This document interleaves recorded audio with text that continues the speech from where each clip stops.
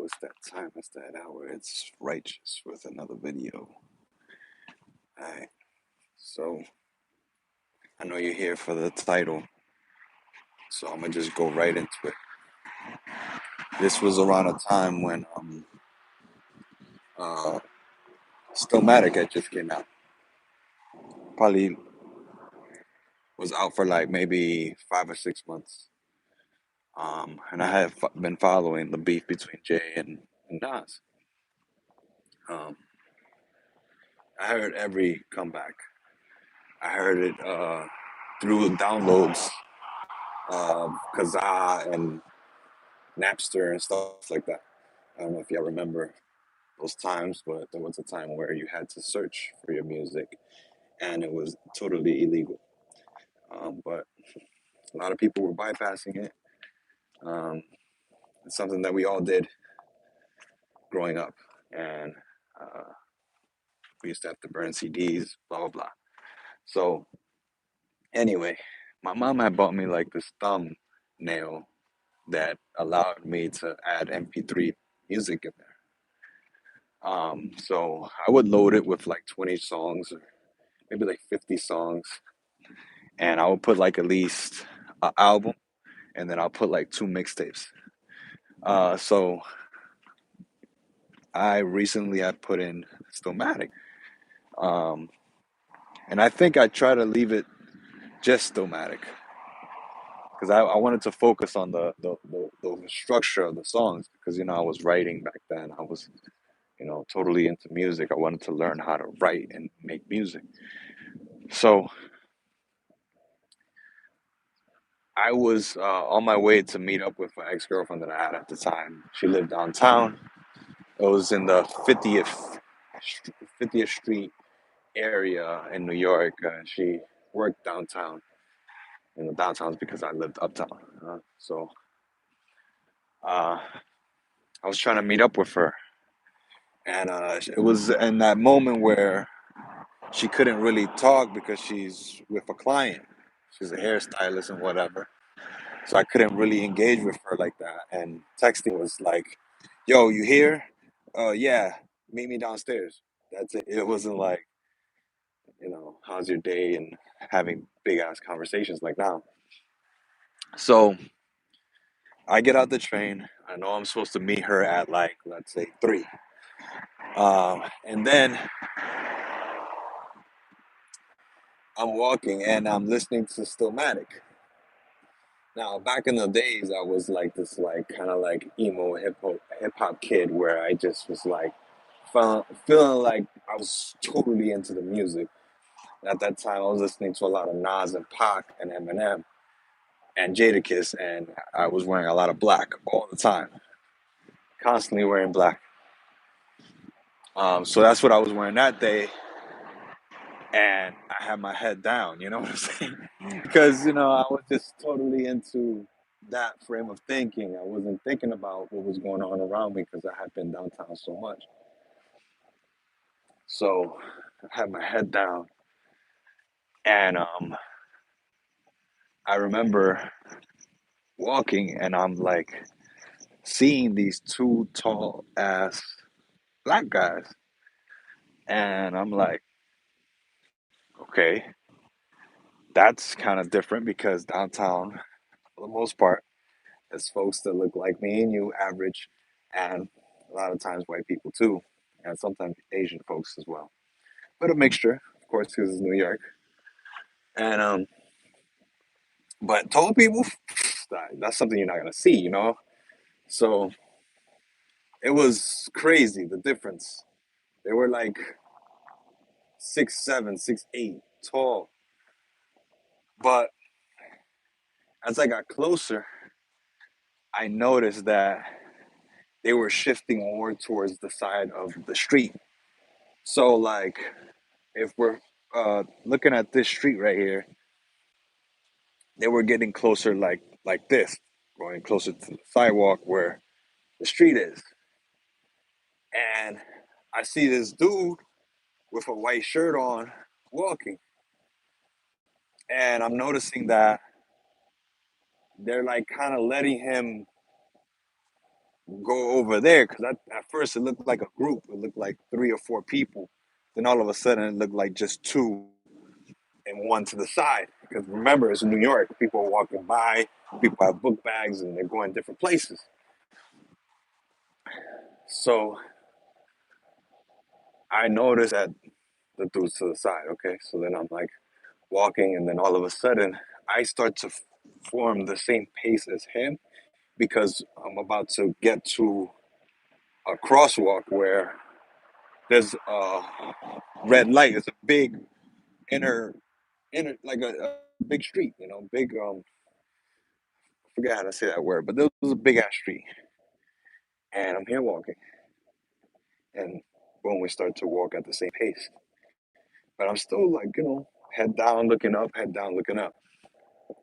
Then all of a sudden I look to the side, and Stillmatic is in my ears as I'm walking.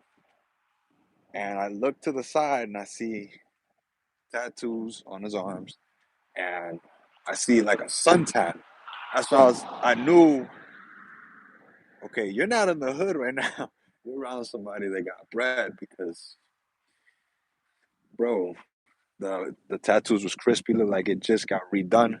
It's one of those things where suntan was crispy too. And like I said, folks from the hood, we already know. Once a tattoo is done, most times people that work or whatever, they don't have time to remake it, get it done. So it was something like, okay, that looks official, and okay, maybe maybe he's somebody, I don't know. I didn't really want to stare, so I'm here focused on where I'm going. Boom, I keep walking, and I look again, fade, with the sharp fade, dark skin. Boom, I started to notice, okay, that looks like Nas. That really does look like him. Okay, if he has that mole, that's how I know.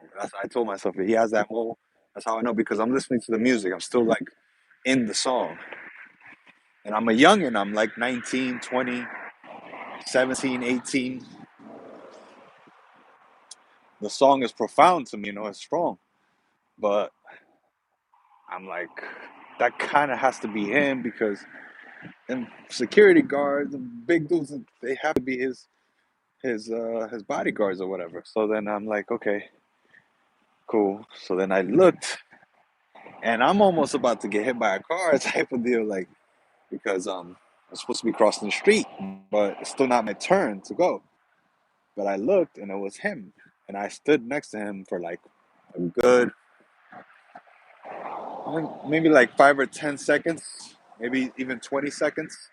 It felt like an eternity because I'm listening to him in my ears as that's happening, and he did not look how he sounded in the song. In the song, obviously, he sounds super confident. That's how he's supposed to come off.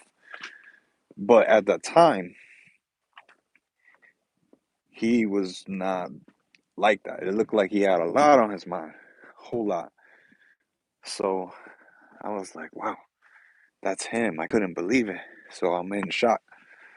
Then, as soon as the light goes for like for us to walk, I go ahead of them because I'm like, I couldn't believe it. I was in shock. I kept walking.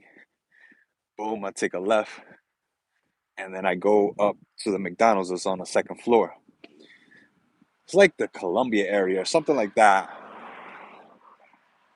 50s, 80s street. I don't know. It was something like that. All I know is that we were downtown. So I'll wait for my ex to pull up. I'm on the second floor. I already ate. I still am in shock. I hadn't said a word. Obviously, you cannot. It's not like Twitter days now, like where you, oh my God, I saw this person. So I'm waiting for her. Still listening to the music. Still in shock. And then I look to the left out of the window because I went to the second floor to go eat, and I see him again. He this time got out of a Benz, and he's parked illegally. Obviously, doing what he wants. He's not. Um, Then I'm like, okay, at least there's gonna be proof because back in the days, man, you could say whatever the hell you wanted. It's just kind of like right now, nobody's gonna really believe me, but at the same time, I know I have that experience, so I don't care. I'm cool with you guys thinking whatever. But at that time, you could have said whatever and no one would have believed you. Like no one, zero people would have believed you. My ex comes up the stairs. I'm like, yo, I have something to tell you. Am I going crazy or is that Nas right there? And she looked out the window. She kept looking, kept looking, kept looking. She wore contacts, by the way. She was not a blind person. Well, she needed the contacts, but she was not blind. She was like, oh shit, that's him. Oh shit. She was losing her mind. She was going crazy. Oh my God, that's him. Oh my God. How the fuck? Yeah, it's him. So I'm like, what the hell are we supposed to do? Because, I was writing at the time and that was one of my favorite artists. But then I started to get a little scared. I'm like, nah, he looks like he's in business mode and this and that. Um, I don't remember the exact studio, but at the time, you know what? I think it might have been the Hit Factory. I think that's where it was. If it had to be somewhere that was in Manhattan because that day, that's where I was. Um, but yeah, definitely for sure. And listen, guys, I am not high. I'm not telling no fake stories. I'm telling you, this is for real. So uh, that was just a great day, like for me, because I couldn't believe it, and the way that it happened is so crazy. Another reason why I want to tell you guys why I just randomly brought this up is because I'm doing a project in school right now, and they listed a bunch of albums that they wanted us to review and just give the most natural review that you can in writing form because it's a journalism class. Obviously, you know what I want to do. You guys know what I'm about when it comes to like hip hop and boxing and sports wrestling and all that. But then I started to think about all the history because one of the albums that's on there is Illmatic, and of course I picked him. My second choice was like Lauren Hill. I like Lauren Hill. She can really go. But yeah, man, I saw Illmatic. I was like, yo, I want to break that down. So I started to think about all the history I have listening to his music, like all the motion, all the the timeline, of me listening to his music and whatever he was putting out, what I was doing in those times, and matching them with when they came out. So obviously, I was not old enough to know who Nas was when he came out. The first hip hop experience I had basically was Snoop Dogg with um, Gin and Juice. It's probably like 93, 94, because they were playing that stuff all the time. It was like nonstop. There was a new Snoop Dogg song. It was out. Man, it was on all the time. And I lived in DC when I first started listening to him. Where that's the East Coast area in the US, and that they're not like at that time they weren't really messing with the West Coast, but in those moments that it was still brewing that little beef or whatever. But West Coast was king, to be honest. At that time, West Coast was king. They had taken over the airwaves. But going back to the actual project that I had to do with school, it just reminded me, yo, bro, told myself like, damn, you actually have an experience that probably no one does in the class because you actually been around that person. You know what it's like to be in his presence. Yes, he didn't say a word to me. And if I wanted, I could have said something back, or I could have, been like, yo, I'm listening to your album right now, and I got to tell you, whatever you're going through, because he was projecting an energy that was like sad or just very, very, and just like thinking a lot. And I could have told him right there, yo, your album is fire. I love your music. Thank you. But I didn't. And maybe he could have lived to this day. Who knows what he was thinking about? Maybe it was nothing. All I know is I remember him being there in that moment and staying there in that area. And then when we went to McDonald's, we checked them out because I didn't even really understand what had just happened. Um, we watched him leave. Like he stayed in that area for a good 45 minutes. And the crazy thing was too, was that he was standing in front of that building for a good 15 to 20 minutes with his Benz, like if he was in Queensbridge, bro. And no one recognized this man. So that was another part of me that it was like, oh my God, I just been around this homie for like 30 or 45 minutes. And I know he's a living legend. Like I know in that moment.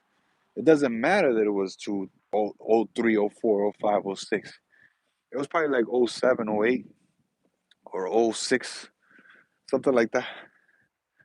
Um,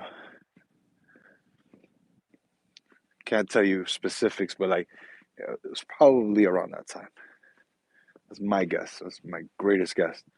But yeah, he put out the one of the greatest comeback hit albums to show that he's an elite MC. You know, the album was mainly him in that album, and he fought and destroyed all them dudes that were dissing him. And in that moment, it's like I felt how he felt. I felt that lonely shit that he was rapping in the Stillmatic because he was rapping some lonely ass shit, and it was some lonely king shit too. So don't get it fucked up. He was totally on some king shit. Like I run this, I rule this, and man, that experience is for sure a great one. But at the same time, I felt that alone because I didn't get to, reach out and say, "Yo, I love your music." So one day I would like to tell him that experience that I went through as a fan and as someone that appreciated his album and his music, and the fact that he gave such a great example on what it's like to be a elite MC, bro. Respect. So that is all, my guys. Um, there's nothing more to really say about that day because he left. I saw him leave, and it was just me and my ex fanning out like two crazies. But come on, man. I knew it in that moment he was elite, bro. He was destined to be a legend at that time. Even when after Stillmatic came out, I was like, yo, this dude is the man. Pac had passed away 8 or 10 years before that, but his music was still, he was still competing, and Big was like going on the downhill. Jay was on his way up, but in a way where it was like he was changing his perspective, and his fan base was changing too. You know what I'm saying? It was becoming more global. More people were walking in the room and saying, "Hey, Jay Z, he's cool. He's the man." Nas was staying in the hood and basting, you know. So obviously, there are some guys, some people that are gonna feel like, "Yo, I think Jay won that battle. Nas won that battle." Blah blah blah. But the perspective is that he was still on point, still in blacking out in his focus in his shit, where he's like, "Yo, can't nobody fuck with me. I don't care what you think. Can't nobody can fuck with me," and that I respect. So uh, I'll try to bring up some more hip hop on this channel. You know how I do, guys. But yeah, man, this is something that was more or less like being in the presence of someone that sacrificed everything for his dream and his talent, and never looked back. And set a great example, even to a point where a kid could be passing by him, listening to his own music, and they don't even say anything to him because they have that much respect to him. You know, it's crazy because the way he was coming off was more or less like he was either in a deep thought, or he was more feeling like that. Nobody knows what I just did, what I just accomplished. I'm beasting out and I'm on the charts. You know, because Stillmatic was on the charts. But in that time, you could definitely walk around New York in certain areas, though, obviously, certain areas, business areas, and nobody will recognize you. I could see that, and I did. So that's the end of that story. Um, keep tuning in for more boxing updates and whatnot. And I'll be checking you guys out soon. Let me know what you guys think of the video. Once again, have you ever met elite MC like Nas, or a great poet or a musician? I've been to some shows and whatnot, but that was the closest I've been to a top five MC. So if you can relate, please hit me up. If not, thanks for enjoying. Peace out.